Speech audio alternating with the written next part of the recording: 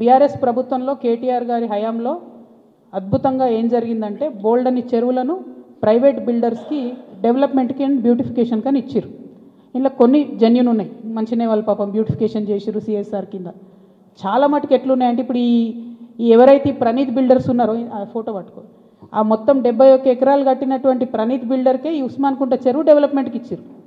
ఇస్తే ఆయన ఏం చేసిండు, దాన్ని డెవలప్ చేసి ఊరోళ్ళకి ఇవ్వకుండా డెవలప్ చేసి అందులో 4 ఎకరాలు మింగి ఆ 4 ఎకరాలలో 8 విల్లాలు కట్టి చుట్టూ కాంపౌండ్ వాళ్ళు పెట్టి జనంకి అవకాశం లేకుండా చేసిర్రు. అంటే నీకు డెవలప్మెంట్ కనిస్తే నువ్వు మింగేసినావు. అందులో నీ కొడుకే డైరెక్టర్ ఉన్నాడు కృష్ణారావు గారు. మరి సమాధానం ఇప్పుడు చెప్పు, ఏం చెప్తావు నాకు అర్థం కాదు. ఏదో నిన్నటి నుంచి తమాషా చేస్తుండట జాగృతలు దాడి చేస్తారు గీడి చేస్తారని. మాకు అట్లాంటి ఆలోచన ఏం లేదు. మేము మీ మీద దాడి చేసేంత పెద్ద వ్యక్తి మీరు కాదు. ఫస్ట్ థింగ్ వదిలేసేయండి, మీ మీద దాడి చేసే అవసరమే లేదు.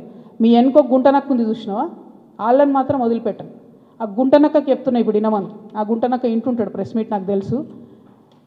సియాట్ ల్యాండ్స్ ఉండే, దాన్ని తర్వాత ఏం చేసిండ్రు, సెయింట్ గోబెన్ అనే కంపెనీకి ఇచ్చిర్రు 70 ఎకరాలు. దాని తర్వాత ఏం చేసిర్రు, ఈ గుంటనక్క రికమెండ్ చేస్తే మన BRS government favourite builder Vasavi ఉన్నాడు కదా, ఆ వాసవి బిల్డర్కే ఇచ్చిర్రు. అయితే ఒక అధికారి దానిలో చాలా కీలక పాత్ర. ఆ అధికారి ఇప్పుడు ఈ గవర్నమెంట్లో కూడా కీలకంగా ఉన్నాడు. కానీ ఖచ్చితంగా ఆ సెయింట్ గోబెన్ ల్యాండ్కి సంబంధించి ఆ అధికారి పేరు, నేను చెప్పే గుంటనక్క గారి పేరు రెండు కలిపి నేనే ఇస్తా. విజిలెన్స్కి ఇస్తా, ఈడీకి ఇస్తా, సిబిఐకి ఇస్తా. ఇక చూసుకోరు, ఏం చేసుకుంటారో వేసుకోండి. నేను మీలాగా ఫాల్తూ అలిగేషన్స్ చేయను. నా భర్త ప్రైవేట్ ల్యాండ్లో వ్యాపారం చేసిండు.